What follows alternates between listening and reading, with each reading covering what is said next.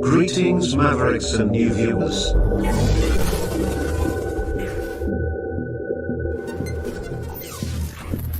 Tonight, direct and live from the Maverick News Network World Studios. This is Maverick News with Rick Walker.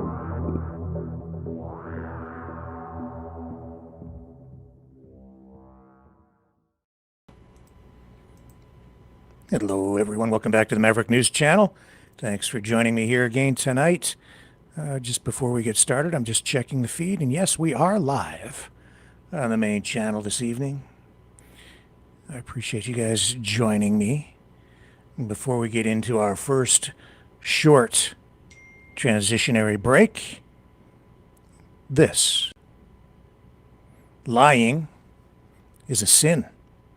Exodus 2016, from the Ten Commandments. You shall not bear false witness against your neighbor. Proverbs 12:22. The Lord detests lying lips, but he delights in people who are trustworthy. Ephesians 4:25. Therefore each of you must put off falsehood and speak truthfully to your neighbor. In Colossians 3:9. Do not lie to each other.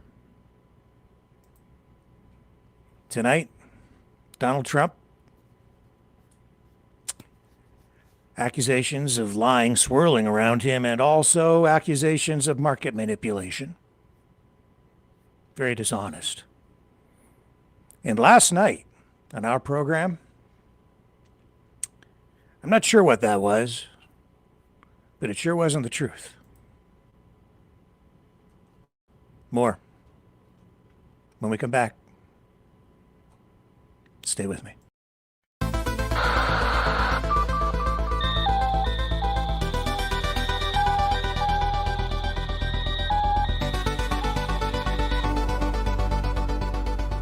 Maverick News isn't just a news outlet, it's a community of truth seekers. Your donation at freedomreporters.com fuels our mission to report the stories that mainstream media won't touch. Thank you, Maverick family.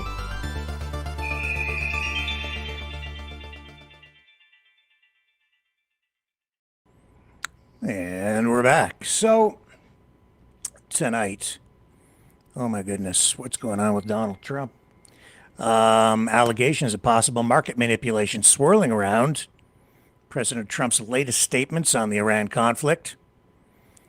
Monday morning, just minutes before U.S. stock markets opened, President Trump posted on Truth Social claiming the U.S. had held very good and productive conversations with Iran over the weekend. He announced a 5-day pause in planned strikes on Iranian power plants and energy sites. You may recall we highlighted the allegations of him possibly lying about these talks taking place. And so his announcement reversed a weekend threat to obliterate that infrastructure unless Tehran opened the Strait of Hormuz. The reaction, immediate. Oil prices plunged more than 10%, with Brent crude dropping below $100 a barrel for the first time in nearly 2 weeks. Stocks then surged. The Dow Jones jumped nearly 1,000 points at the open. It was welcome relief for investors worried about soaring energy costs from this now month-long U.S.-Israel war with Iran. But Iran pushed back hard. Tehran's foreign ministry and parliament speaker flatly denied any talks ever took place. They're like, what's he talking about? We're not engaged in any negotiation, no talks. I don't know what it is. The parliament speaker called the announcement fake news designed to manipulate the financial and oil markets. And you may recall, I also made reference to that possibility back on Monday. Now, adding fuel to the fire, financial analysts and media outlets are now reporting that they've noticed, or they noticed on Monday, an extraordinary spike in the trading data just before the president's post. Roughly $580 million in oil futures contracts changed hands in a single minute, with heavy bets the prices would fall. Now, you may recall last night in my conversation with our friend Brandon Pringle, Separatist from Alberta. What came up? Derivatives, futures. We spoke about it just a little bit, briefly. It was interesting. He'd been reading Mark Carney's book called Values. Values, that would suggest someone might have morals or scruples. And Brandon jumped straight to the accusation, of course, that derivatives were all designed so that Mark Carney could use the rules, bend the rules for his own devices. I think maybe we're looking in the wrong direction. Now, I can't say if anybody, including Mark Carney, is squeaky clean on anything. Anybody that gets involved in financials, anybody wants to talk about banksters, right? But I do see this. I see this. Now, you can't necessarily prove from this that any one person did any one thing or did anything even maybe illegal, but you might not be able to prove a cause of fire, but we can sure as heck see the smoke.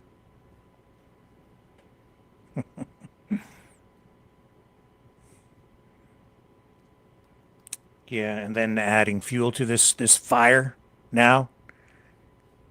This concern, maybe a scandal in the making, maybe. You've got these reports from, pretty credible media sources and even economists like Paul Krugman, who takes it all the way. I mean, it's so serious. It's so serious. This is the kind of stuff that the amount of money involved, people should be going to jail, if it's true. And the data suggests something very strange happened. And it is not the first time. Paul Krugman, economist. Treason in the futures markets. This is from his Substack. Also published on Yahoo Finance. Over the weekend, Donald Trump threatened dire vengeance, he says, on Iran unless its government opened the Strait of Hormuz within 48 hours, a deadline that would expire Monday evening in Washington. Specifically, he announced that the U.S. would begin bombing power plants, plants that supply electricity to Iran's civilian population, unless the strait was cleared. But at 7:05 a.m. Monday, Trump called the whole thing off for 5 days, he said. But many people are assuming that the threatened action, which would have been a massive war crime, is now off the table. The reason for the about-face, he claimed, was that the U.S. was engaged in productive negotiations with Iranian officials, although this seems to have come as news to the Iranians, who denied any such negotiations are taking place. Sad to say, in this case, as I tried to explain yesterday, this Krugman speaking, I'm reading, the fanatical, brutal Iranian regime is more credible than the President of the United States. Is he lying or living in a fantasy world? Neither possibility is comforting. But in any case, Trump's sudden climb down was startling.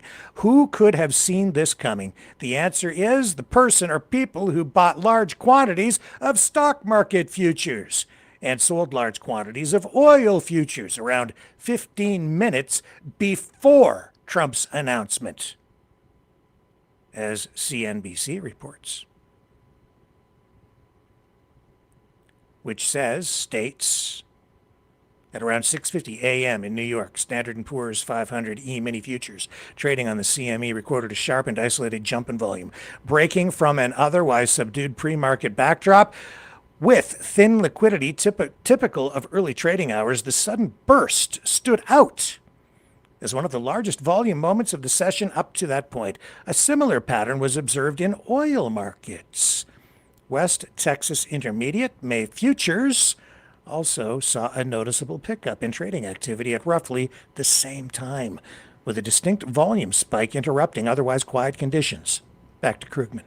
This sharp and isolated jump in volume, he says, which you can see for the oil futures market in the chart at the top of this post, was especially bizarre because there were no major news items, no major publicity available news items to drive sudden big market transactions. The story would be baffling, except that there's an obvious explanation. Somebody close to Trump knew what he was about to do and exploited that inside information to make huge instant profits. This wasn't the first time, he says, something like this has happened under Trump. There were large suspicious moves in the prediction market, poly market, before previous attacks on Iran and Venezuela. But this front-running of U.S. policy was really large.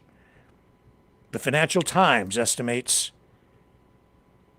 the sales of oil futures in that magic minute, 1 minute is all it took, Monday morning, at about $580 million.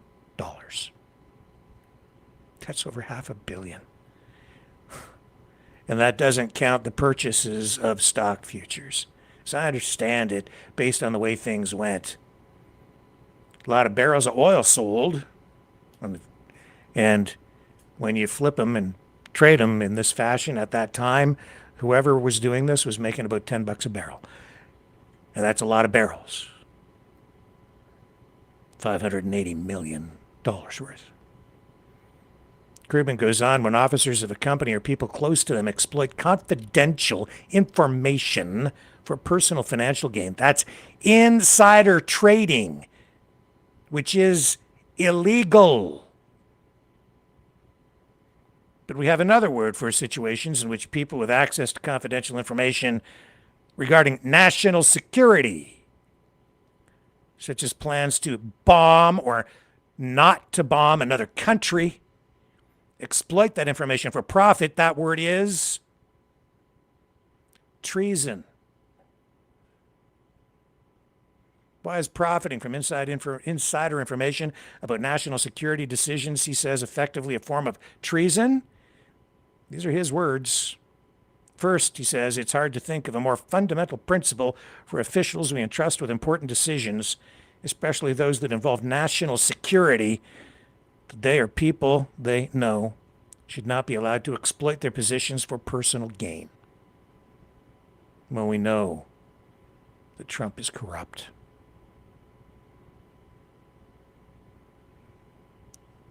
The president of, not peace, the president of gold. What does he worship? Krugman continues, second, financial trading based on what should be closely held secrets reveals information to current or potential foreign adversaries. To exaggerate a bit, but only a bit, who needs to bribe agents within the government or recruit them with honey traps when you can infer the same information by keeping track of transactions on futures markets? Finally, there isn't that big a gap between using knowledge of national secrets to make lucrative financial trades or simply selling those secrets to the highest bidder. Once you're breached that line, that says you shouldn't profit personally from access to information that it is or should be highly classified. The line between trading based on state secrets and selling those secrets directly is a blurry one. In fact, he says, I'd very much like to know exactly who was making those trades yesterday morning. Were they people directly in the know or billionaires, traders who paid people in the know for tips? I'm sure we'll find out once Kash Patel's FBI carries out its careful, no-holds-barred investigation. For the humor impaired, that was a joke. However, I do believe that the culprits will be easy to determine once Democrats are back in power, and they must apply the full force of law to the people responsible. I will not continue. You've got the gist. I'm not going to continue here with this, but there's the chart. There's the price spike. I know, some of you have Trump derangement syndrome, but it's not me.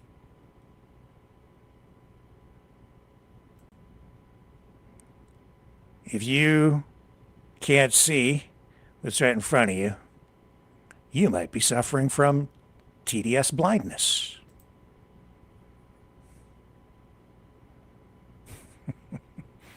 There was some of that going on last night, too.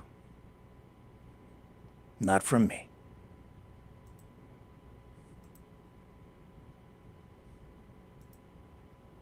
And it saddens me. When people I care about, people I like, people I trust suffer. Let's go straight to the man himself, Paul Krugman, economist. This is his follow-up today. Donald Trump has, at least for the time being, called off plans to bomb Iran's civilian infrastructure. He has done so because, according to him, highly productive negotiations are underway involving the government of Iran, an invisible 6-foot white rabbit, and his Canadian girlfriend. Hi, I'm Paul Krugman. What I just said is not strictly true, or it's not all true. Trump did not say anything about the invisible rabbit or the Canadian, but the gist of it is true. He said that there's highly productive talks underway, and shortly afterwards, the Iranian government and Iranian state media said, no, they aren't. This is not happening. Not going to say that the Iranian state media is necessarily a credible source, but the odds are that they are, in fact, telling the truth, and the President of the United States is either lying or fantasizing, or both. There's really no reason at all to believe that anything like what he said is happening is, in fact, happening. Why do I say that? Aside from the fact that Trump has not exactly been truthful on a lot of things, but beyond that, there are 3 important reasons to believe he might be making this stuff up.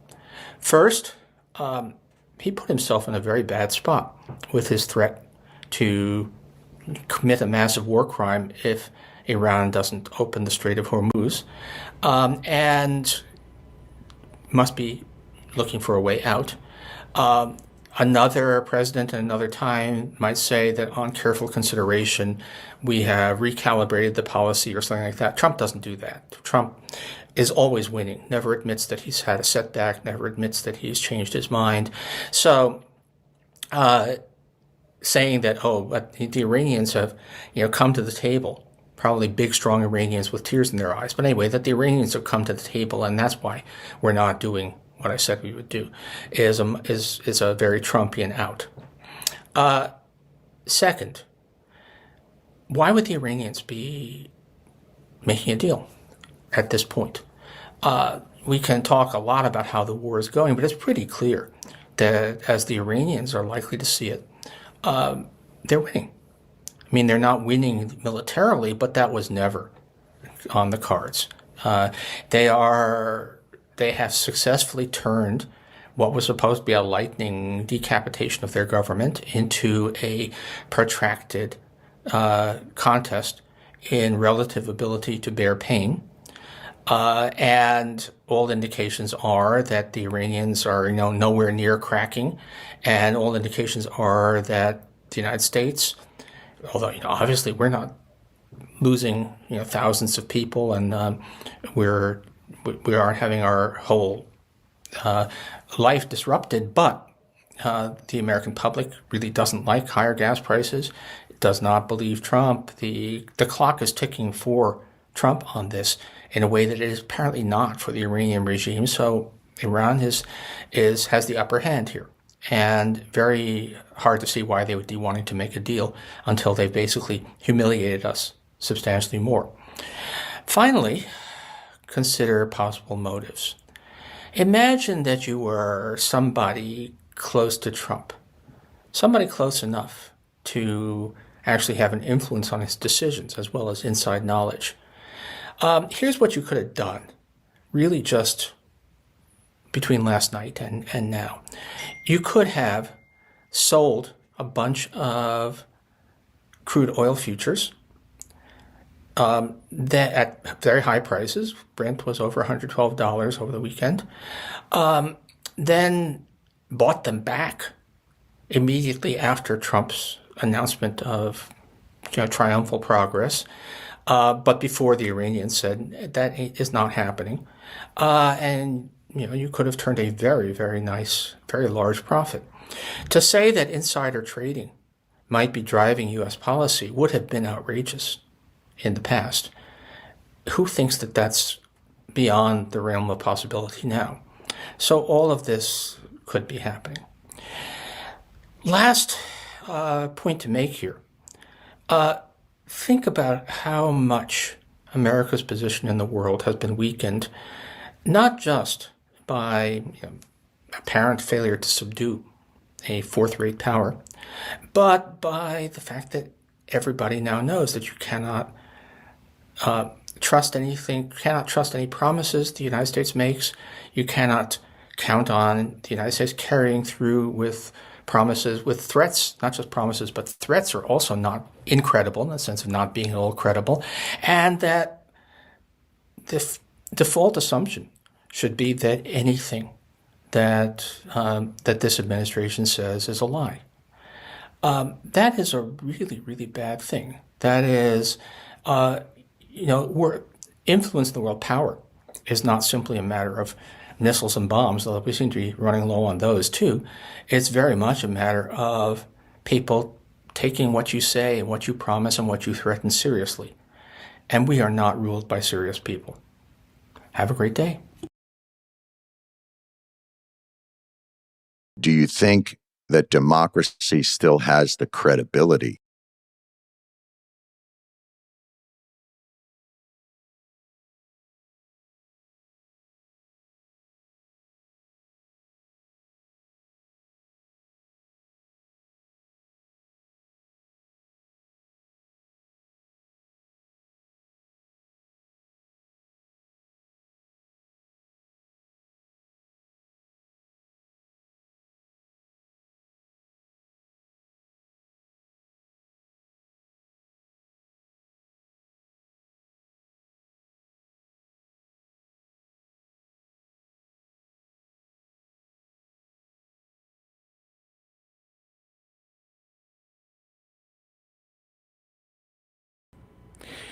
Thank you for alerting me to the no audio issue. I've been saying for, quite some time, since Trump came back into office.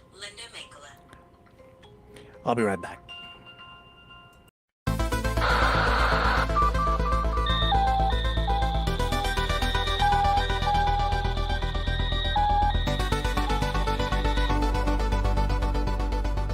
Maverick News isn't just a news outlet, it's a community of truth seekers. Your donation at freedomreporters.com fuels our mission to report the stories that mainstream media won't touch. Thank you, Maverick family.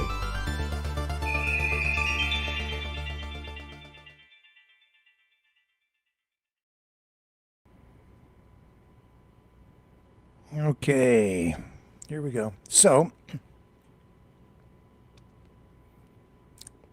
I know, the audio, it's all right. We're cool. All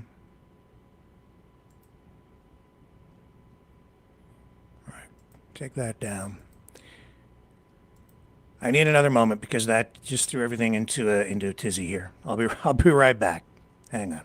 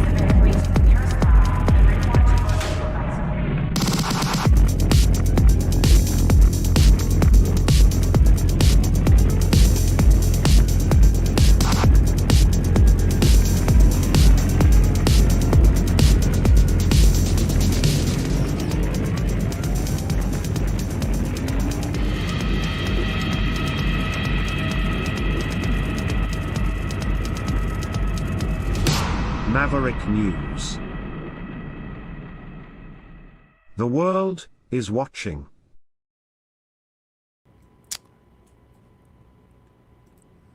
So the story continues today, of course, and Iran's state-owned Press TV reported today that the Iranian regime has rejected a list of points sent by the Trump administration via an intermediary.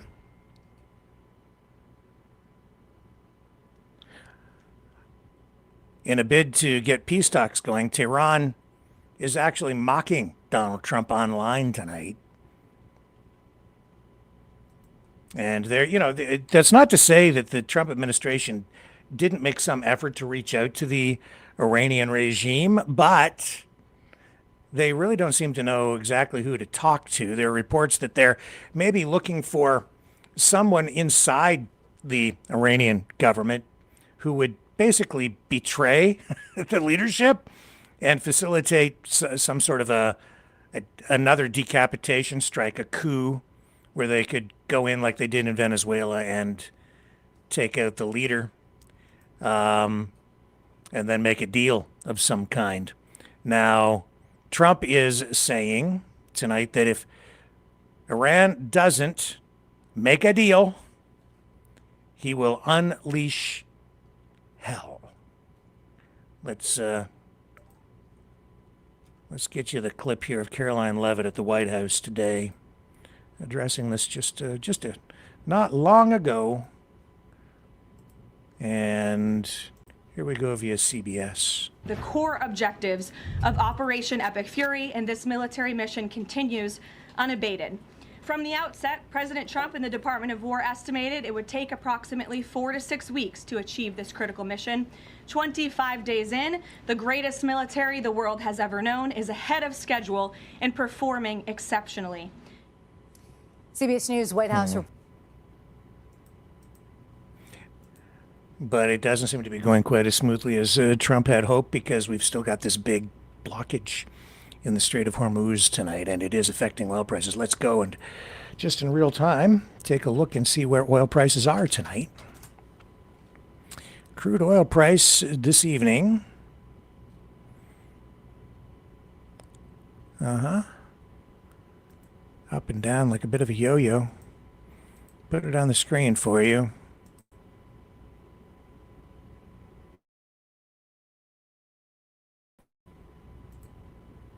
Come on. There we go.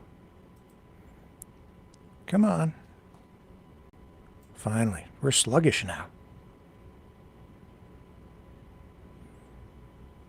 Finally, up on the screen she goes. And we are looking.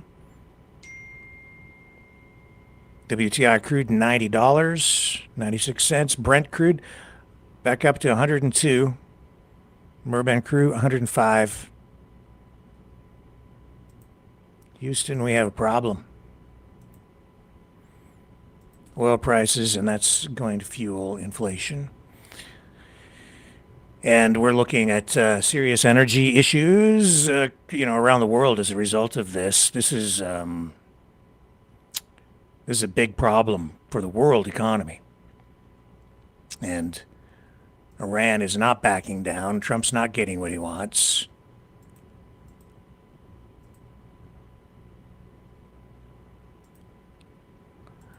And now we have these additional accusations of potentially insider trading. Well, worse than that, market manipulation, market control.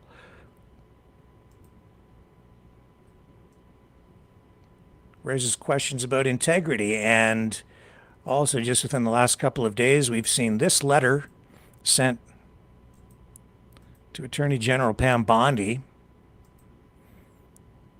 from the U.S. Congress.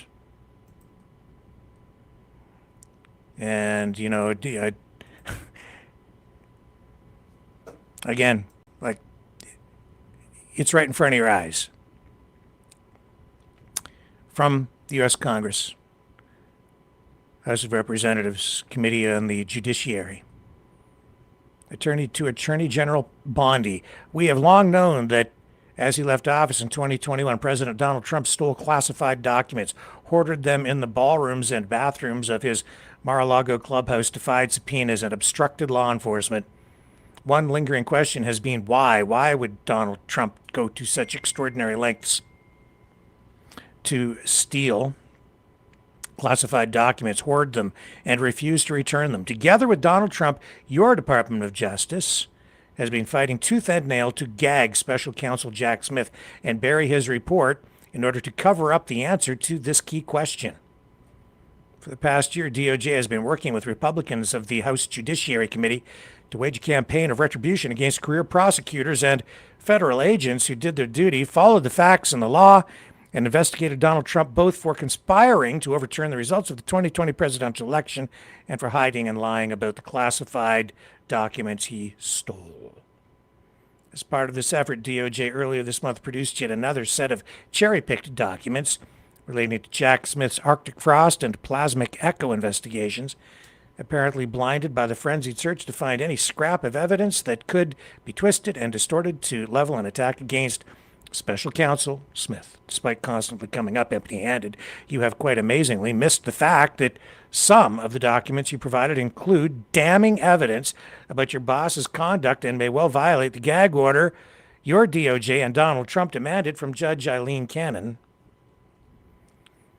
In bold text here, it says, these new disclosures suggest that Donald Trump stole documents so sensitive that only 6 people in the entire U.S. government had access to them, that the documents President Trump stole pertaining to his business interests, and that Susie Wiles, then the CEO of Donald Trump's super PAC, witnessed President Trump showing off a classified map to passengers on his private plane. This glimpse into the trove of evidence behind the cover-up reveals a president of the United States who may have sold out our national security to enrich himself. It goes on. As Special Counsel Smith, it says, and his deputies appeared before Congress. They could not answer this committee's questions about the classified documents case under threat of potential federal prosecution because of the gag order Judge Cannon issued at the request of Donald Trump. Judge Cannon's protective order broadly prevents the disclosure to the public of any discovery materials or any information derived therefrom. Mr. Smith's authorization letter from DOJ expressly prohibited him from discussing Volume 2 of the Special Counsel's report and any information or conclusions in the Volume 2 or in drafts thereof. Scrolling down, most damning is what these documents cherry-picked by your own DOJ for disclosure show about President Trump's conduct. They include a January 13th, 2023 memorandum in which prosecutors wrote that the Federal Bureau of Investigation has determined that the classified documents President Trump retained from the White House, quote, were commingled with documents created after Trump left office. FBI also found that certain classified documents President Trump improperly retained would be pertinent to certain business interests. DOJ prosecutors further assessed that these classified documents pertinent to his business interests established a motive for retaining them. We must have those documents.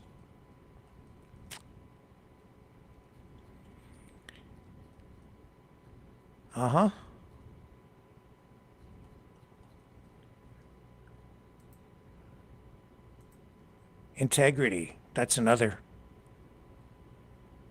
issue. It's important. And people should be asking questions, I think, at this point. Because we have tonight thousands of U.S. soldiers, including the 82nd Airborne, on their way to the Middle East.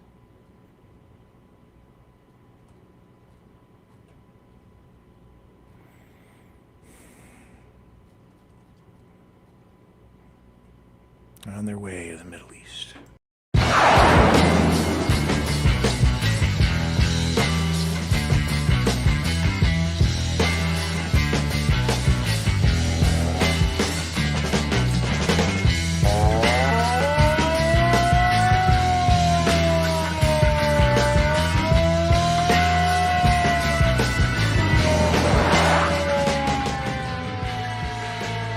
Maverick News.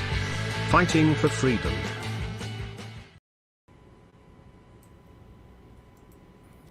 Yeah, lying is a sin. Normally, market manipulation would be a very serious crime that would get you like a really serious jail sentence.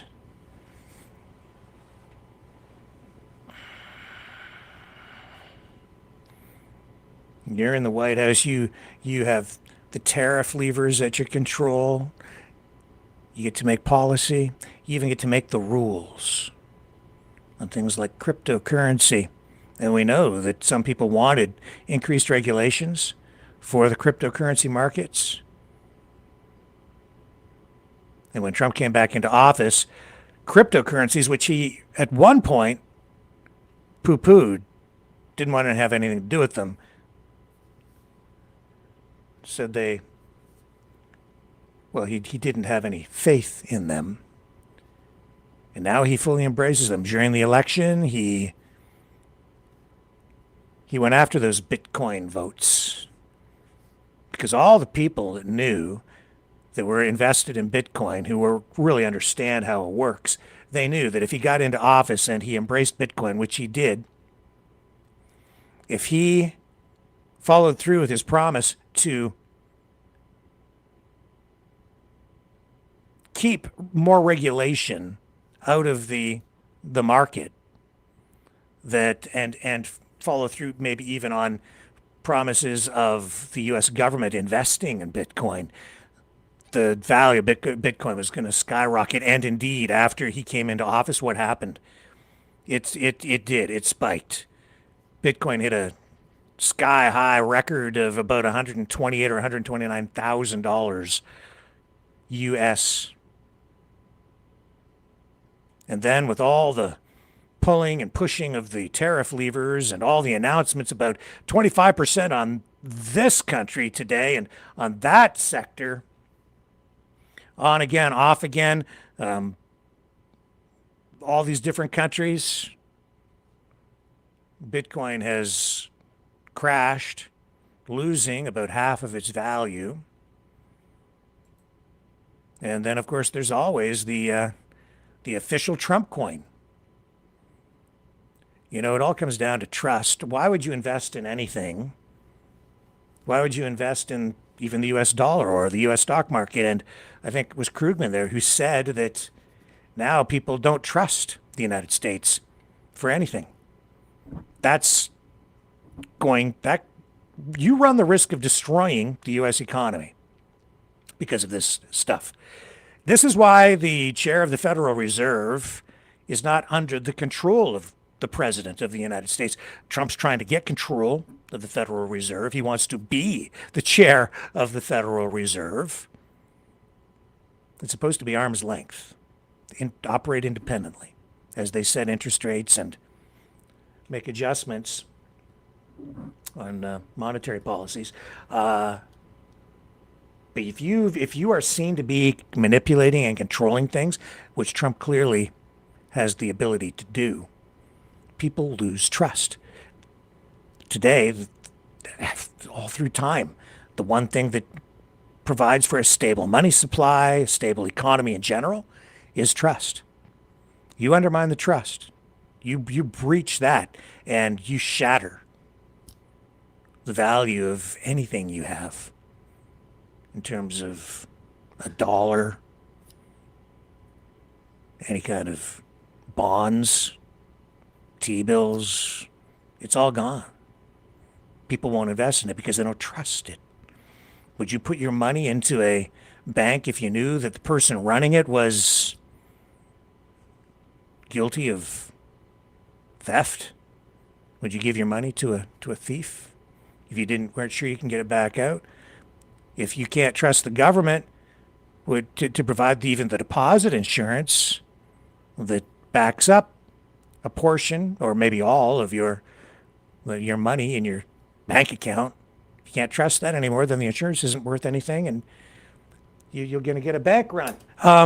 It's a bad situation. Where's the Trump meme coin today? When it was first issued, it went immediately. I believe it was up to about $75. I showed you there the other night when they first introduced this coin to the market. This is the Trump coin. Do you trust the Trump coin? Would you invest your retirement savings in Trump coins? It went from like $75, almost $76 per coin down to now $3.28, losing well over 90% of its value. But in the process of all of this, through this, I will call it a pump and dump, the president has enriched himself, or at least his family has. Some reports saying as much as $1 billion since taking office through market manipulation. Potentially. Maybe. Gotta prove it. But the evidence is right there.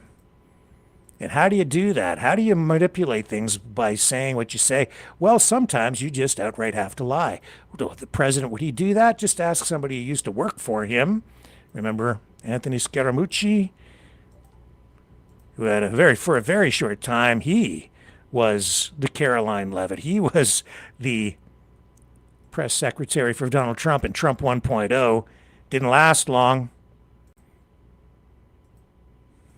Stop Trump from lying. I used to go to rallies. We couldn't stop Trump from lying. I used to go to rallies with him. I did 71 campaign stops with him. We all own this, by the way, and so I've owned it more openly than others. We would come up from the campaign rally. We'd go back up onto the plane. I'd look over at him and say, what the hell did you say that for? That wasn't anywhere near the truth. He would be loosening that red tie and getting himself another shirt. He always changed shirts in between these rallies. And he would say, what the hell difference does it make? No one cares. And in fact, if I say it often enough, people will believe it. He told Leslie Stahl that. He said that if I just keep repeating it, Trump is a smart guy. People shouldn't underestimate him. He once said to me, 1 billion people know who I am. 500 million of those people hate my effing guts. He goes, but think of the possibilities on the other 500 million. And he's selling them Bibles and Bitcoins and all different types of things. So I guess the point is Trump make it worse for all of us because now politicians look at this and say, okay, all politicians lie. That the same way you and I are breathing. But now Trump has made it even bigger. We couldn't stop Trump from. He's making it worse for them. He's making it worse for everyone. But I'll show you this. This blew me away because this just posted just a short time ago. If I can find it, here we go. Yeah, here we go.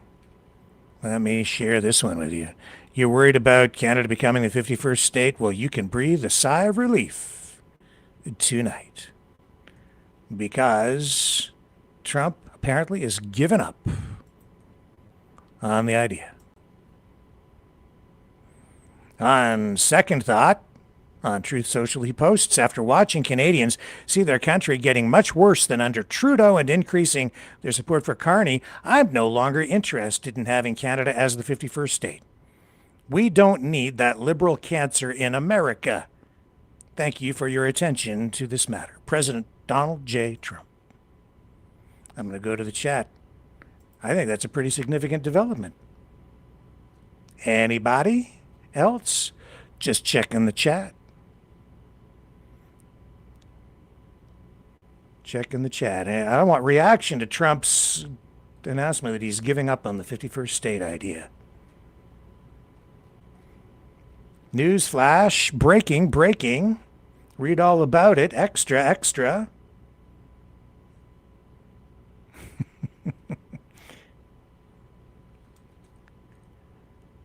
Hello.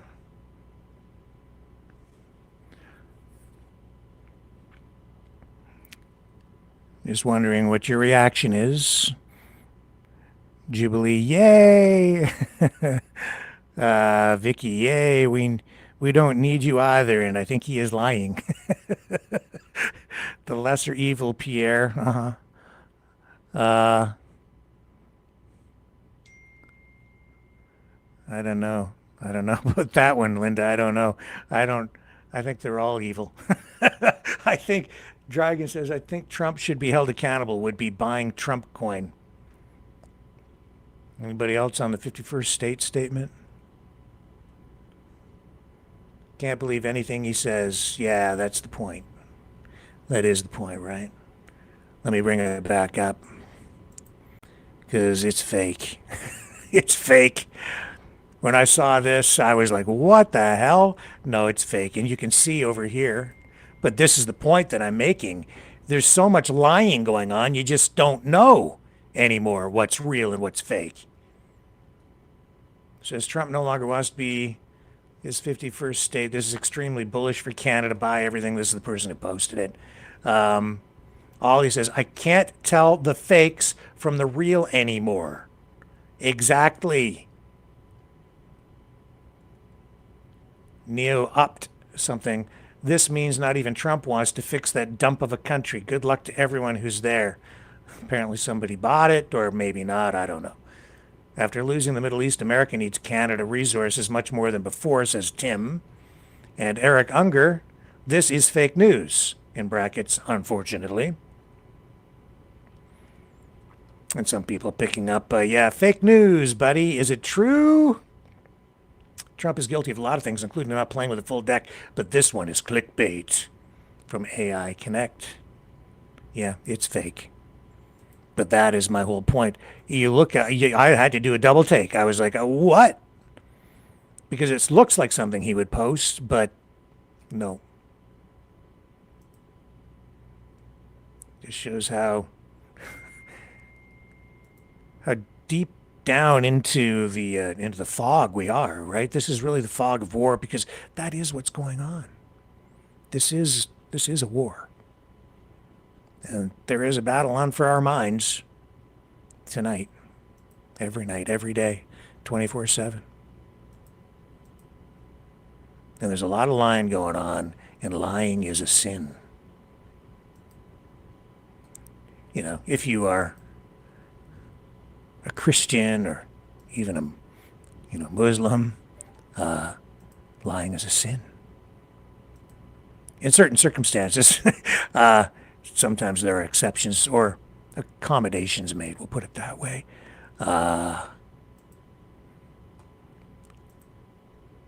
So I highlight that, and this brings me around to last night's broadcast too, because I was very saddened by what happened last night on this program, because I've made a vow to you, a promise, to never knowingly lie to you. I take that seriously. I also take the part of the mission statement, loosely written here, as it were, that, I'm trying to get everybody closer to the truth.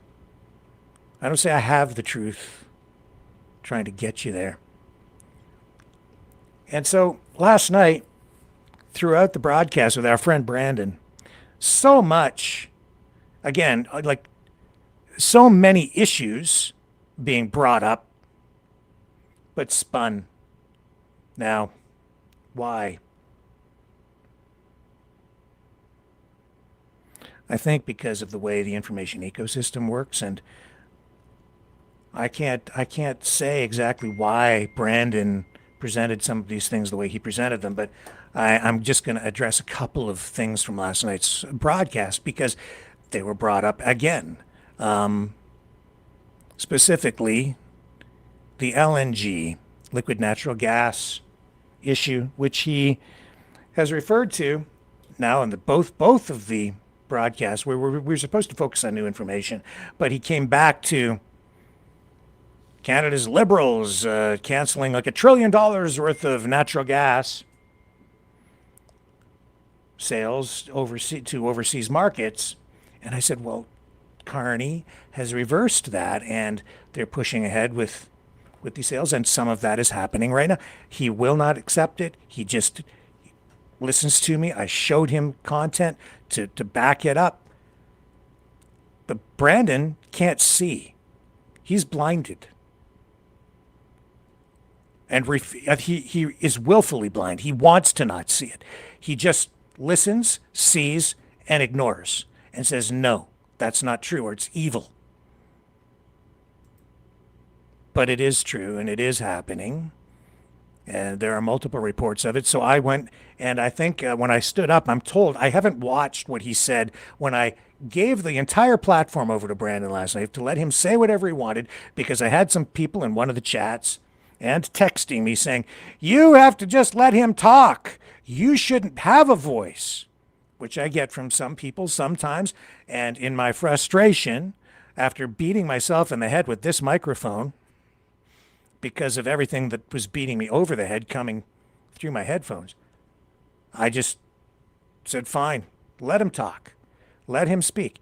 And I walked away. I went for a washroom break. And when I came back, I'm told later that Brandon said, and I haven't checked, but apparently said I didn't bring receipts. So I'll bring some receipts. Now, I know I'm in the process of finishing up Mark Carney's book. It's long, and it is deep. It is heavy-duty reading, especially if you just, unless you just skim over it. There is so much depth there because he gets into a lot of, philosophy and economic theory. But anyway, LNG Canada ramps up output as Iran war threatens global gas supplies. LNG Canada, a Shell-led venture, has ramped up production as exports to Asia this month. This is back reporting March 10th. There's been other reports since then. LNG, liquid natural gas exports from Canada have increased. And they're ramping up even more right now because of what's going on in the Middle East. All cargoes have been sent to Asia, with 2 heading to Japan, 2 to South Korea, and 1 to the Philippines. The plant appears to be operating close to its full capacity of 14 million metric tons per year, according to the LSEG data.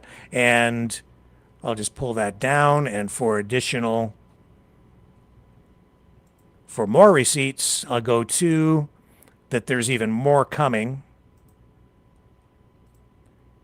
Here's the news release on what the federal government is doing with regard to this. Right there. Prime Minister announces first projects to be reviewed by the new major projects office, and included in that is LNG Canada Phase 2, Kitimat, British Columbia. So that's in process. That reverses the Trudeau policy. And then there was a second announcement later. There's another news release about that came out weeks later. This one was back from September, and all of this is progressing through the process, and I don't know what else to tell you except that we're exporting more LNG, more liquid natural gas than we have before. Production is up, shipments are up, and there are plans to do a whole lot more. And that those processes are in process. So I'll go to another one. I wasn't lying. I wasn't just making it up. Here are the receipts. This is what I was saying, and there's another article. LNG Canada sharply boosts exports to Asia as global supplies tighten. Okay, so there's the receipt on that. I'm not lying. And I have receipts, and I showed you the receipts. There are a bunch of things from last night that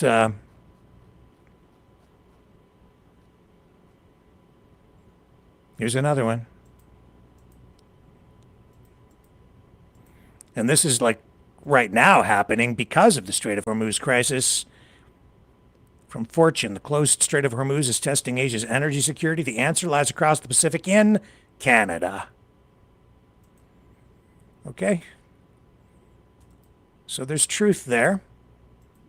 And you can say what you want about Carney, and I am reading his book. I'm getting into his section now about climate change, and yeah, I've got some concerns there, but I'm reading the whole book to get everything in full context. And also the ESG scores and things like that. He's starting to dig into that. And that's the really controversial stuff. So I'll let you know. Maybe I'll do a review of the book once I've finished reading it and I've had time to digest the information. Brandon brought it up last night. Along with some other things, which apparently I just supposed to take at face value. So I don't know, because I was not supposed to have a voice, but I'm going to address this tonight because respectfully, it wasn't truthful. a lot of what was presented last night on this program. A lot.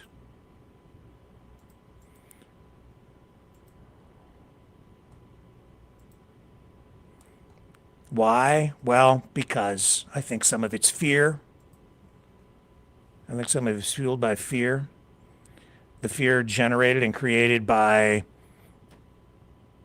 spin articles, propaganda, extremist propaganda, where things are taken to extremes. Politics tends to be sort of like that, especially today. American politics has always kind of been like that. Politics in Canada, not so much until maybe since about 2016. And now we get this really, really caustic, toxic, corrosive rhetoric taken to extremes on both sides.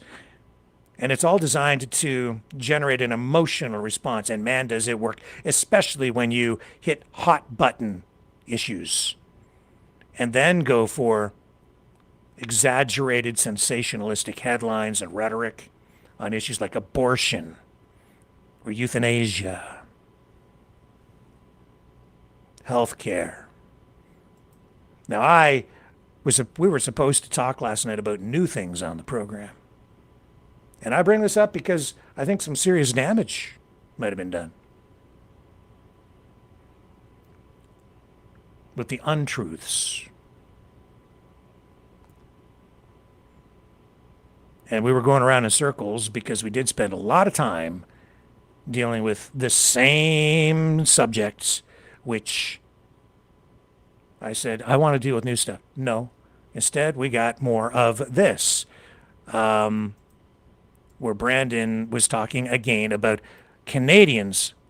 Like, you think he said 76,000, I've got 74,000 Canadians who died on waiting lists. Okay.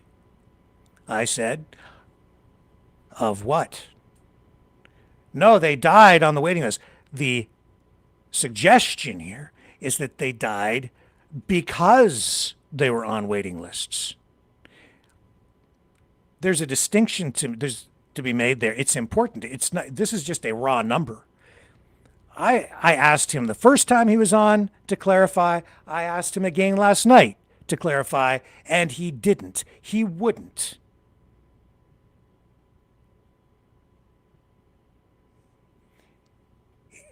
If you want truth and you say you're going to tell the truth, then in order to get to the truth, you have to tell the truth, the whole truth, and nothing but the truth. You have to bring all of the relevant information, not polluted information, not too much information, not information that clouds or confuses. And you don't hold information back. You tell the truth, the whole truth, and nothing but the truth. Nothing but the truth. Not extra information, just what's relevant. And when you're dealing with numbers and data, that's important. He didn't do it. Now, I don't know why. What's the motive? Laziness? Just believes that 74 or 76,000 people just died because they're on waiting lists for surgeries in Canada? I said, well, what kind of surgeries are we talking about? This is all surgeries since 20. That I don't even think he gave us the year, but it's since 2018. Brandon didn't do the homework. He says, I didn't bring the receipts, apparently. Well, respectfully, I've done the work for you. And it didn't take me long. I just went and found other articles about the same story. And I'm bringing it up tonight because it is important. Because his spin, the narrative that he brings, which other people, separatists who want to break up the country, what they're doing is they're trying to portray Canada's healthcare system as a death trap of some kind, facilitating some death cult, a death government, a genocidal, liberal, socialist, communist government is killing you instead of taking care of you in hospitals. That's what they want you to think. Because, again, it's about trust. If they can undermine trust in the institutions, they're just destroying the country. Because a country only exists if you believe in it. It's not hard to find what I was asking for, which was details for proper perspective and context. It took me a couple of clicks. But you know, when a guest comes on and they're bringing an argument or information or a story or whatever, if they're going to bring it, the onus is on them to be thorough, and it's my job to just ask the questions. But if they don't bring the information, then I guess after 2 broadcasts and 5-6 hours total airtime, if I still don't have the answer, I guess I'm going to have to go digging, because at this point it's done damage. More than 74,000 Canadians have died on healthcare wait lists since 2018, according to this report. I don't dispute it. If that's the stat, if that's the reality, then that's the way it is. It says at least 15,474 Canadians died in 2023-24 alone before receiving various surgeries or diagnostic scans. The true number, blah, blah, blah, likely double.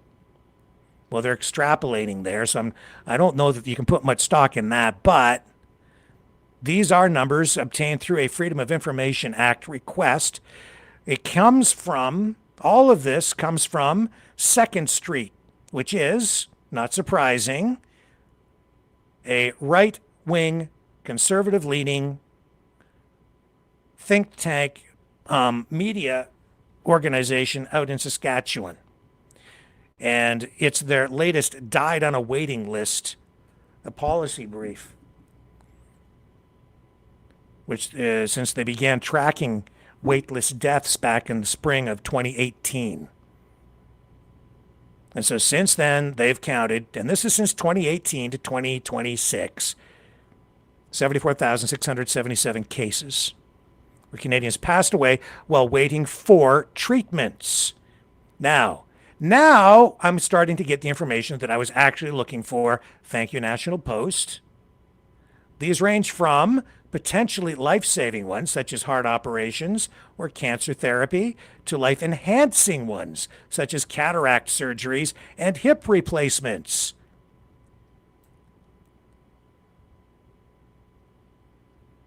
Okay? You don't die on the waiting list because you're waiting for cataract surgeries, generally, unless, of course, you can't see and you walk out in front of a bus and you get hit by a bus because you can't see. It's a quality of life issue, so there's a valid discussion to be had there about, well, how long does someone need to wait on a waiting list before getting a life-enhancing surgery? You have to wait 5 years, 2 years, 2 months. And during that period of time, is your mobility restricted, your quality of life? Can you see where you're going? Are you suffering? Are you in pain? But maybe it's not life-threatening. The point is, it doesn't mean that these people necessarily died because they were on the waiting list. They were just on a waiting list when they died. They may have been hit by a bus. They might have been picked up by a pterodactyl and carried back in time to the land of the lost and eaten by a T-Rex. We don't really know because these Freedom of Information requests, which were honored, don't provide all of the data. The report says, quote, "It is clear that money alone cannot solve this healthcare crisis."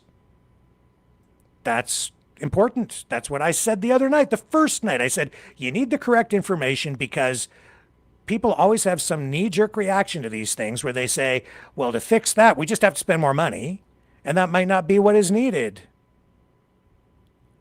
It might be something in the system that can be fixed. Maybe you don't have doctors in the right places, or maybe you need to move staff. I don't know. We don't know. But if you're going to have a conversation about this stuff, then you need the valid information. Unless, of course, your only objective is to destroy the country. In which case, you want to make it sound as horrific as possible. And I'm pretty sure that the way this stuff is being presented to our friend, Brandon, is pretty extreme, especially after listening to what he was saying last night.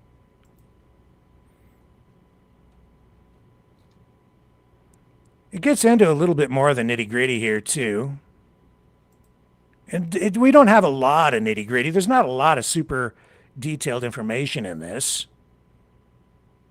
According to the information, health bodies provided 11,682 people died while waiting for an MRI, colonoscopy, or other diagnostic scan, while 3,792 died while waiting for surgery. So they're on waiting lists, but not all of them were waiting for surgery. Some of them were waiting for diagnostic reports and procedures like MRIs. Those are serious issues too, because now you see it's about diagnosing illnesses. And if you don't get an early diagnosis for cancer, you could die from that. So maybe that's the issue. Surgical wait list deaths were down from the previous year in health bodies with 5 years of data. Ontario saw a year-over-year decline from 2,096 in 2022, 2023 to 1,935. Diagnostic scan wait list deaths, and I lost my pop here. Okay, also decreased in Ontario from 9,404 to 7,947. Obviously, that's a positive sign, Craig said from the report. He says, but I don't think anyone should be celebrating that we still have thousands of people in Ontario dying while waiting for surgery or diagnostic scans. Sure. Recent data from Ontario Health suggests 378 people died in 2023, 2024 while waiting for heart surgery or a cardiac procedure, he said. And that's what I was asking Brandon too. How many people died on a waiting list for heart surgery? That alone is an area of extreme concern. And I know that these numbers are a lot better than they were even back in the 1990s when I was covering that as a serious issue in the Ontario healthcare system. And each province is different as well, so you need to break down that way. And there's some data here. Point is, it wasn't hard to find this. But why wouldn't you? Why? Well, because Brandon said it's just simple. It's just that simple. It's just simple. All these people are dying because they're on waiting lists. It's not true.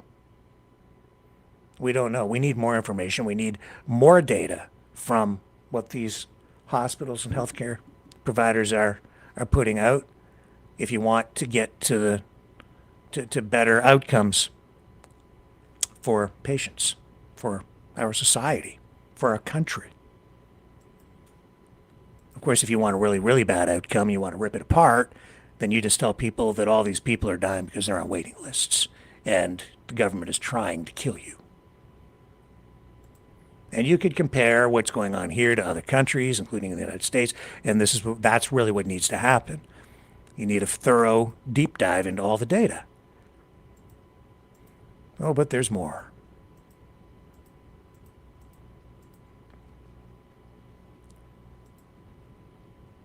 Also last night,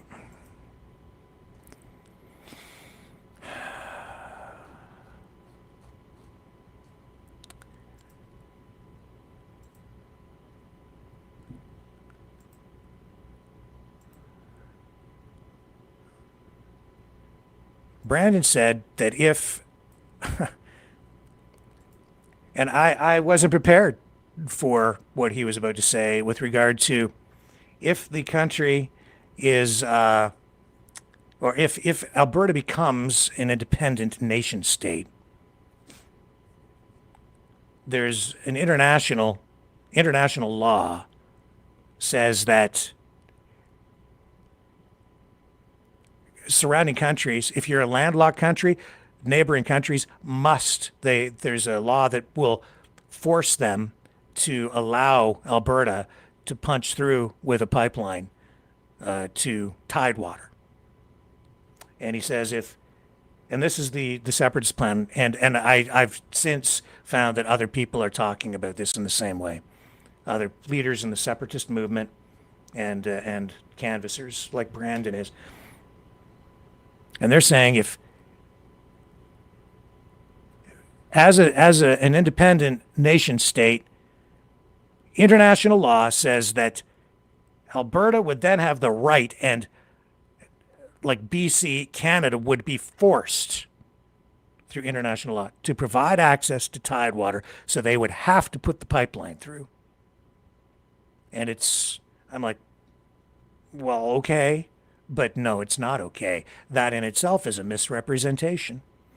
Now, I think that's what Brandon has been told. And it sounds pretty good to Brandon and to a lot of other separatists who hate the country, but it's not really accurate. There is more you need to know about that. And some of it gets pretty darn dangerous, because Brandon says that, and I've since today researching, looking online, other people are saying the same thing, that if Canada doesn't provide access to tidewater through British Columbia or other, maybe out east as well, they'll blockade any traffic going through Alberta from Canada, like other Canadian provinces, to BC.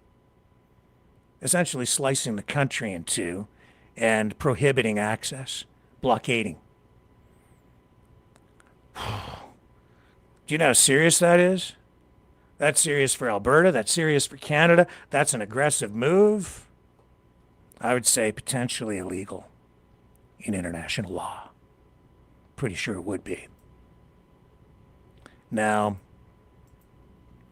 the thing is that from the get-go, like a lot of other stuff coming from the Separatists out in Alberta, it's not truthful, this statement about access to tidewater. I went and I found the actual document and the international law as it is written. This is from the UN. And here it is. For the purposes of this convention, A, landlocked state means a state which has no seacoast. Transit state means a state with or without a seacoast situated between a landlocked state and the sea, through whose territory traffic and transit passes.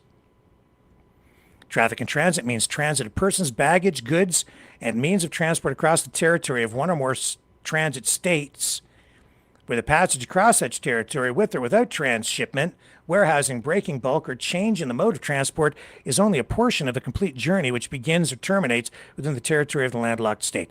Bottom line is, it comes down here to Article 125. Landlocked, this is what they're quoting, citing. Landlocked states shall have the right of access to and from the sea for the purpose of exercising the rights provided for in this convention, including those relating to the freedom of the high seas and the common heritage of mankind.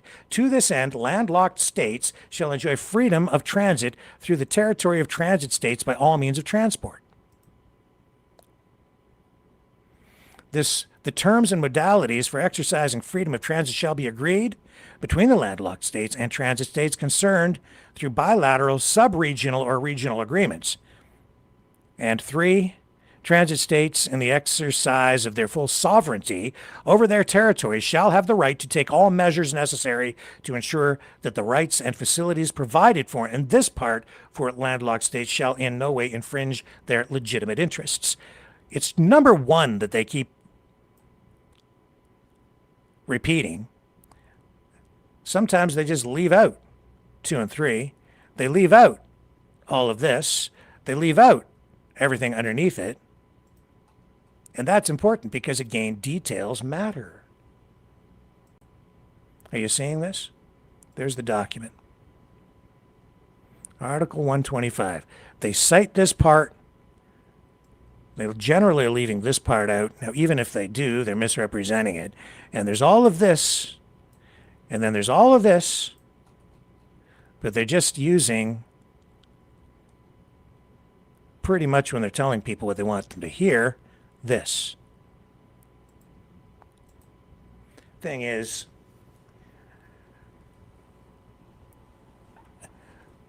for 100 years, this is the Separatists talking, Canada has been screwing over Alberta, and they can't get the pipelines built. They've proven they can't get it built. There's a blah, blah, blah, and they can't get it done, and nothing ever changes, and we're just going to separate, and then you'll have to do it. You'll have to put the pipeline through because of international law. And if you don't, we're going to blockade everything. International law says, here's what they're not telling you. International law says that a landlocked state needs to be given access to tidewater. Fair. Okay. But the international law also plainly, clearly stipulates that any country that you want to navigate through also has rights. And so really, you have to negotiate. And really, restrictions can be placed on what can be transported through the neighboring country. So BC would have the right, first of all, to negotiate a deal. You'd have to negotiate a deal. You got to pay them.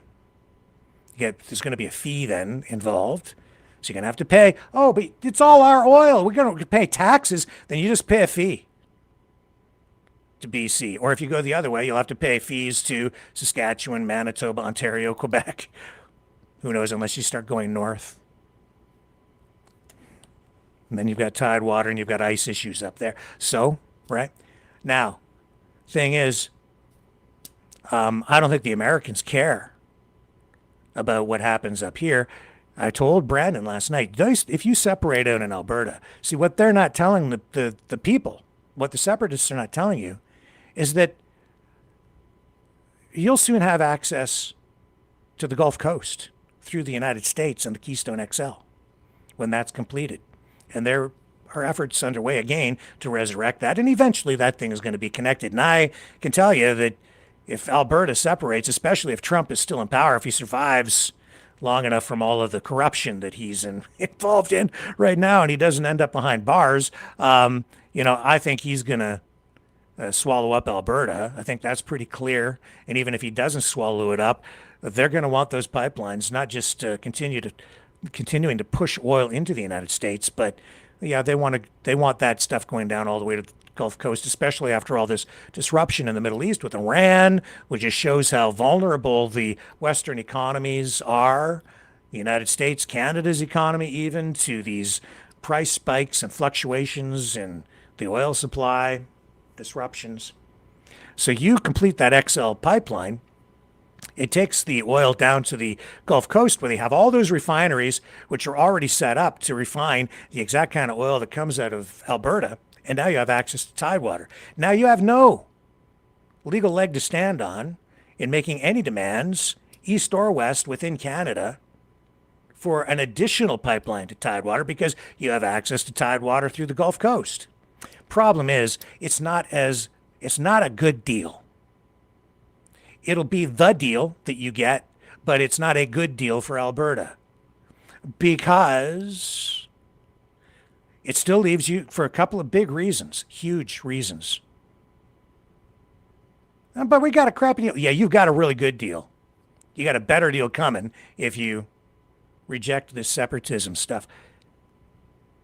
They build that pipeline down into the Gulf Coast. You go independent. You'll still only have one market where you're selling your oil. Because the U.S. under Trump, they're not going to let you build. They're going to do everything in their power to block you from building pipelines east and west because he doesn't want the oil going to Asia, which is China. Now you build a pipeline to the Gulf Coast, now you've got your tidewater access. You can't then go to any international court and say, Canada's blocking access to tidewater. We get it, or, that's a violate. No, you've got access. There it is. But it's a crappy deal because you'll have to continue to sell your oil at a discount to the United States, already at about $10 per barrel less than you would otherwise get on the in the market, the international market. And two, you're still not going to have access to Asia. You're still not going to have access to China. You're not going to have access to Japan. Not really. Because it can take anywhere from 24 to 30 days for a ship to sail from the Gulf Coast in the Gulf of Mexico to Asia. You leave from the BC coast, you're looking at about 7 days. maybe 14, maybe 18, depends. But yeah, you can do it in like a week. Leave from the Gulf Coast. That's a whole lot more fuel and a whole lot more time, and time, baby, is money.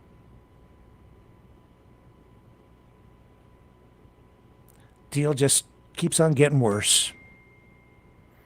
And worse and worse. I keep telling you. Keep telling you.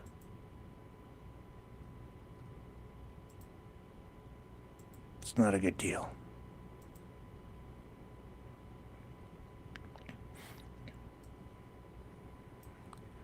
Trump needs Alberta worse than ever.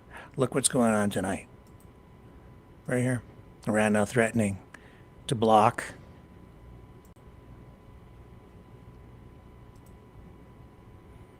Bab el-Mandeb Strait, Red Sea entrance. This is another key, well, I think it's one of about 5 key choke points, essentially, or areas of navigation. So this is another strategic move by Iran. Could be massive escalation as a result of this, because it would choke off another one of the world's most important shipping routes.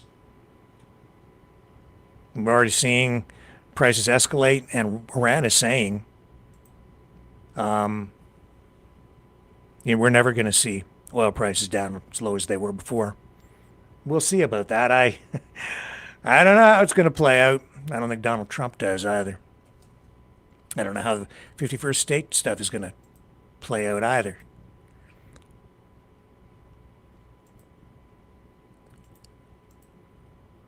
All I know is there's a lot of trust that has been undermined here. And last night on this program, because of the discussion, I'd say even debate on Alberta separatism, there was a lot of information on a lot of different issues that was shared on this program that was not truthful.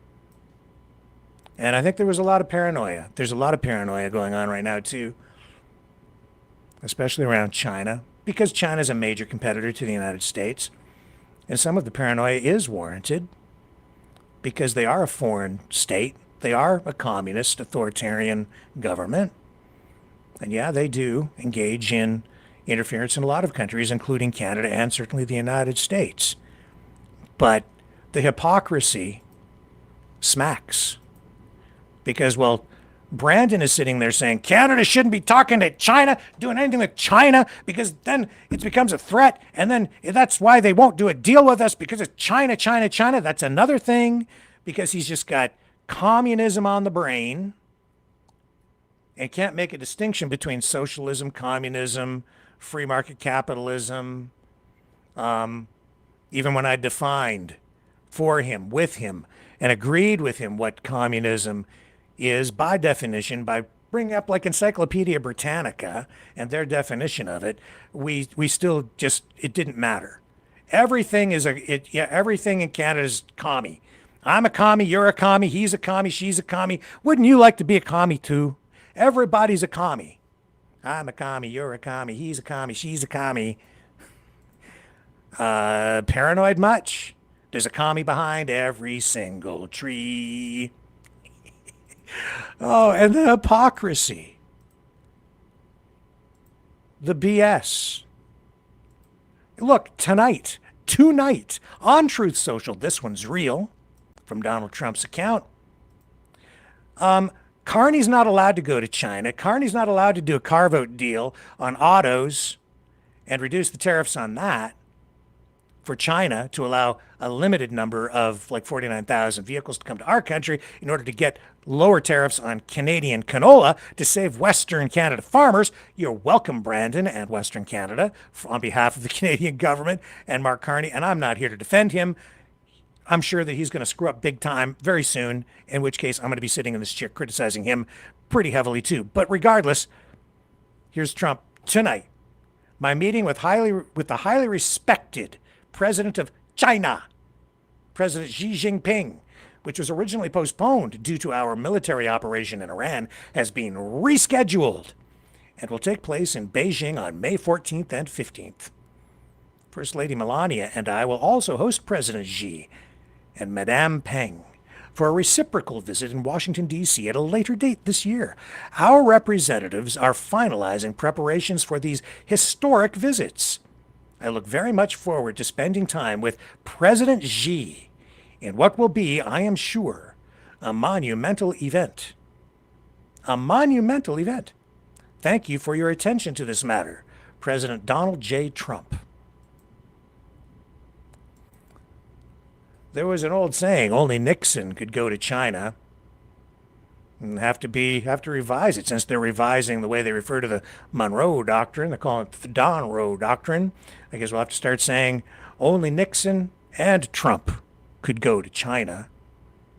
Let's make a deal.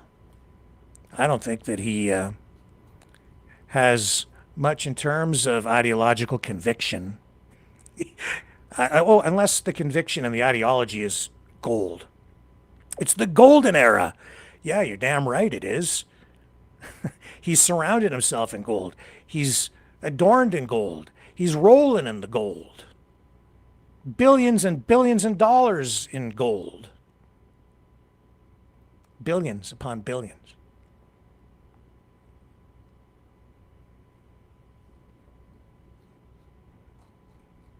Not just him, but his friends, his oligarchs, the tech bros, the big industries, big pharma, communications, chemicals, glyphosate,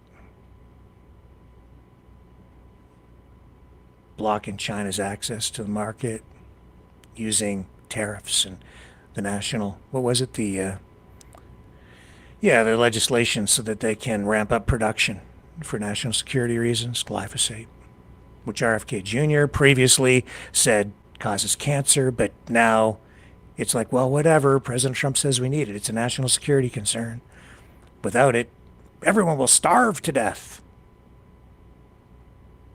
And the oil.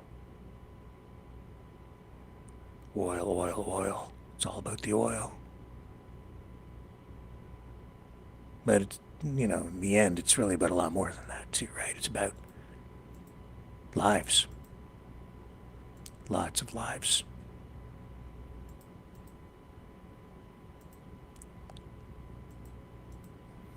Soldiers are on their way to the Middle East tonight. He said that they wouldn't put boots on the ground in the Middle East. I asked some nights ago, what is the real motivation here? Why did we go to war? And I say we. Yeah, Canada too, whether we like it or not, one way or another. It's going to affect us. It is affecting us. It always affects us.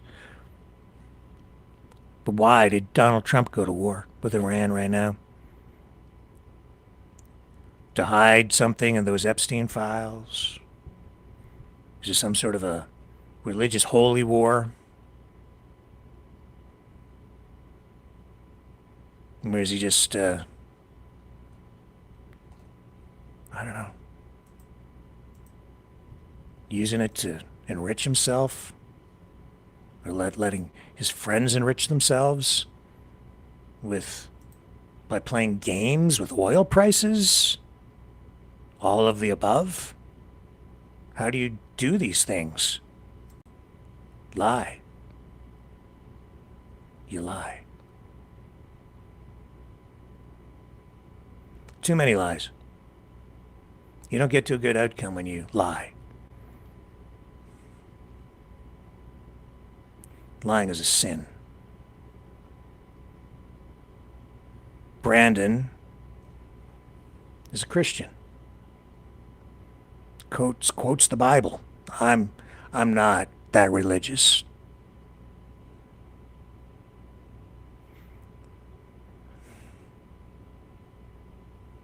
And how would I know when somebody's lying about something or misrepresenting information that I'm not familiar with? Look, how international law, and you get to jam a pipeline through. The other thing about the pipeline thing is that ultimately, even if they don't get access to tidewater through Texas into the Gulf of Mexico, British Columbia still has rights. British Columbia, as part of Canada, is a sovereign country. Canada is the sovereign country. And doesn't have to be a pipeline because of environmental concerns.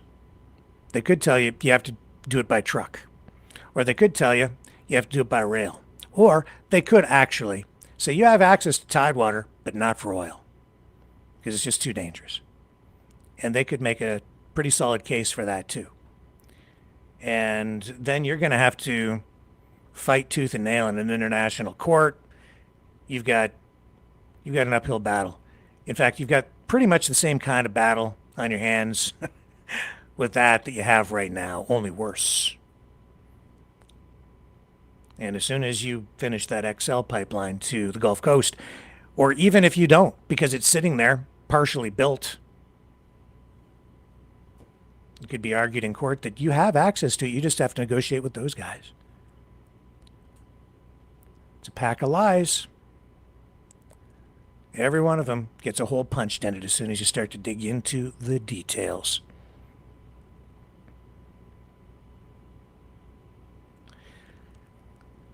Last night, I left that broadcast and I felt empty inside.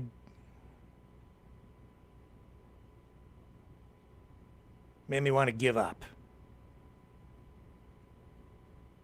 Because there's something wrong.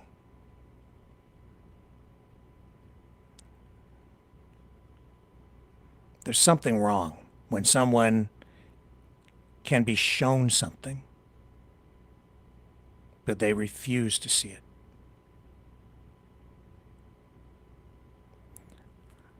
I'm affected by it. I've caught myself that way. Brandon kept holding up those Trump t-shirts, right? He wasn't doing that because he was being nice. He wasn't trying to sell those shirts. He's trying to embarrass me. I deserve it. Because I made a mistake. Those shirts, I didn't have those shirts produced of Donald Trump with his fist in the air. Those t-shirts. Because I was endorsing Donald Trump. The idea behind them at the time was to begin producing a series of shirts highlighting sort of significant news events. That being pretty significant, an assassination attempt on the President of the United States. But I've still made a mistake because I have said so much positive about Donald Trump over time. And yes, I think that even though I made it very clear I never endorsed him or supported any candidate for any election since sitting back in this chair and conducting this kind of journalism. Very, very clear that, yeah, I was convinced that Donald Trump was a martyr. Donald Trump was a victim. Donald Trump was always being picked on. Donald Trump was always on the receiving end of lawfare. Donald Trump was fighting for us. They want to get to me and to you, but he's just in their way. I believed all of that to a great degree. Blinded, amplified by the pandemic. The lockdowns, the mandates on vaccines. Yeah, I'm guilty of it because I wasn't critical enough and I was blinded as well. Even someone like myself who has worked in media all my life, I was not media savvy enough for what I was being bombarded with, have been bombarded with over the past, since 2015, 2016, everything's changed. And in that way, I have not served you well enough. Not well enough. And like Anthony Scaramucci, who is owning it because he also duped and then became part of the Trump team, traveled, was on the Trump 1.0 administration, became press secretary, and you heard him. Couldn't stop Trump from lying. It's all been lies. If he's opening his mouth, he's probably lying. I wouldn't say lies about everything. Nobody ever does. There's some truth in what he says and what he does, but overall, it's a great big lie. It's the big lie. Jury's out on Carney. Not finished his book yet. And he's just getting started as prime minister, so he has a lot of time to make more big mistakes. We will see. But Trump, pretty darn clear. He once said that, and I'm sure you're familiar with it, that he could stand out in the middle of the street and shoot somebody and people would still support him. Well, he's had people out on the streets shooting people, and people are still supporting him, making excuses for him. Says he's, people think that he's for the people. He's not for the people. He's a billionaire. He can't relate to little people like us.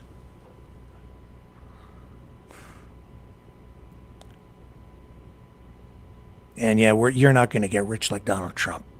That's always something I think that plays in the backs of people's minds. They think that he's going to make us all really rich. If I get close enough to him, or he's gonna make us all wealthier. We're gonna win. Do you feel like you're winning right now? I wonder what those soldiers are thinking as they travel to the Gulf.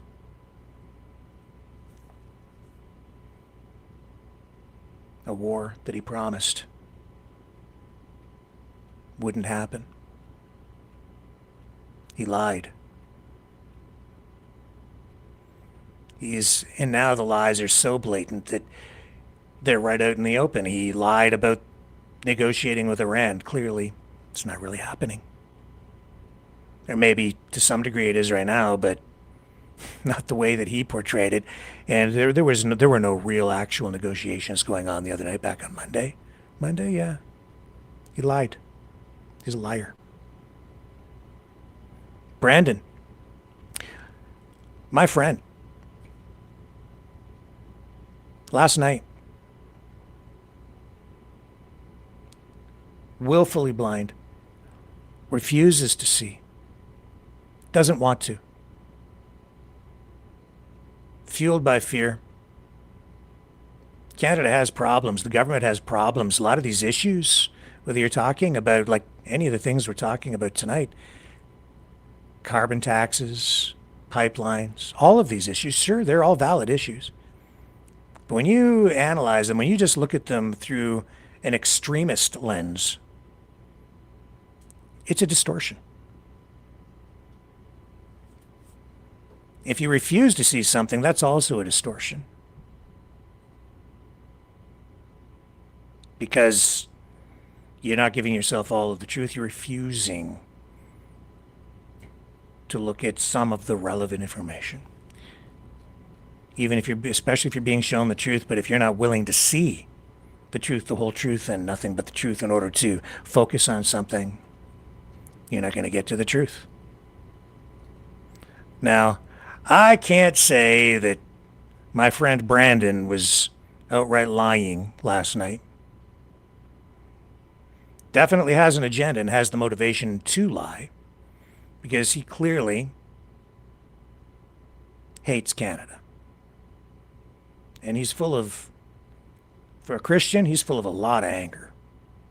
But more importantly, he's full of a lot of fear. I've had to overcome that. I have concerns, but I'm not afraid.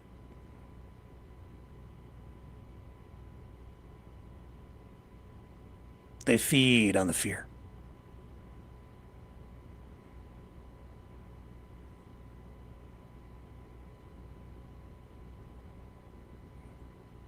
They fill you full of the fear with the propaganda. They program you with it. Last night, my friend Brandon wasn't talking to me. there was somebody else sitting there. I'm not even sure if it was a person. It was regurgitated information. I was frustrated last night and left feeling empty inside because it sure wasn't a man of God speaking. It was a drone. Repeating talking points. One after the other after the other. Going down a checklist. Unthinking. Fueled with fear. Being used. Like a pawn.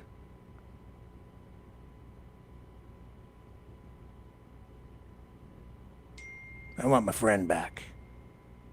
And I want my country back. Or at least, I don't want to lose it. I want to keep it so I can fix it. See you guys back here tomorrow night, 7 p.m. Eastern. Love you, Brandon. On the flip side.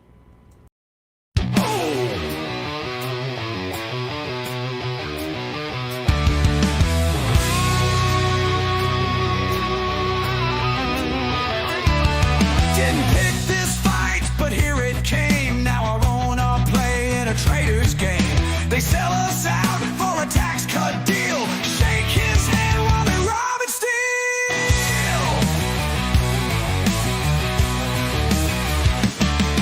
They call us blind, they call us weak, but they're the ones on their knees to the thief. Wave our flag while they burn it down, marching to the sound of a tyrant's crown.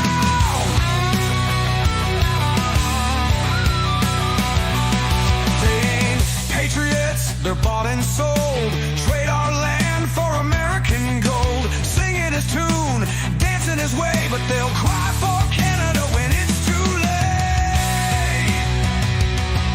Yeah.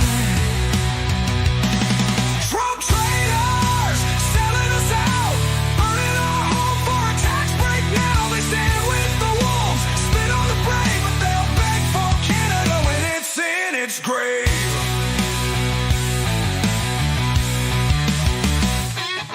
They talk real tough, but they bow real low, licking his boots while they put on a show. They chant his name, raise their fists up high, while the real ones fight to keep us alive. They don't fight fair, they twist the truth, say they're the future, but they kill the roots. They laugh now, but watch them run when the north wind howls and justice comes. Traitors, selling us out, burning our home for a tax break now. They stand with the wolves, spit on the brave, but they'll beg for Canada when it's in its grave.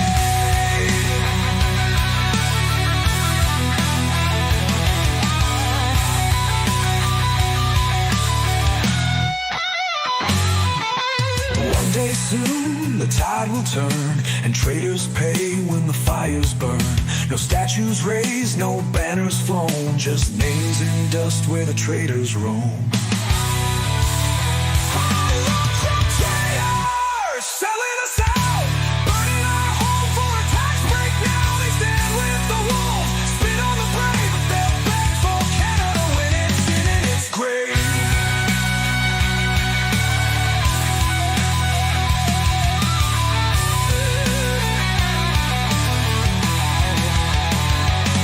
Trump traitors, Trump traitors, Trump traitors. Trump traitors! Trump traitors!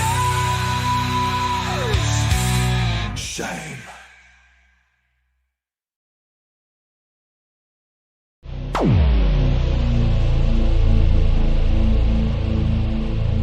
This has been a Maverick Multimedia production.